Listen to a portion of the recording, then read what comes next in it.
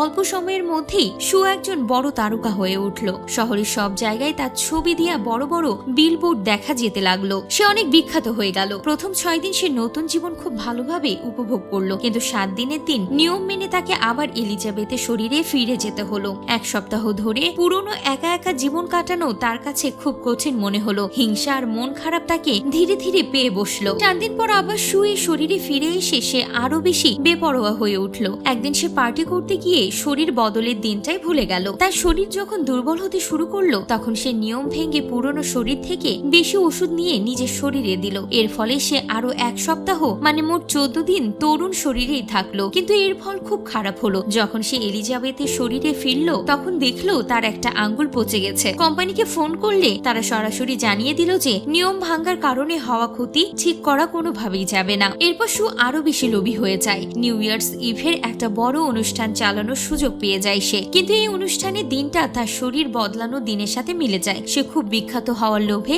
পুরনো শরীরের কথা প্রায় ভুলেই যায়। সে প্রায় 3 মাসের ওষুধ একেবারে বের করে নেয় এবং একটানা অল্প বয়সী শরীরেই থাকতে শুরু করে। এর ফলে এলিজাবেথের শরীরটা খুব দ্রুত বুড়ো হয়ে যেতে থাকে। চুল পড়ে যায় এবং চামড়া ঢিলা হয়ে যায়। সে একটা ভয়ঙ্কর বুড়িতে পরিণত হয়। শেষ পর্যন্ত নিউ ইয়ার্স ইভের রাতে তার শরীরের ওষুধ শেষ হয়ে যায়। নতুন ওষুধ আনতে গিয়ে সে দেখে এলিজাবেথের শরীর থেকে আর কোনো তরলই বের হচ্ছে না। উপায় না পেয়ে তাকে সে ভয়ঙ্কর বুড়ো শরীরেই ফিরে আসতে হয়।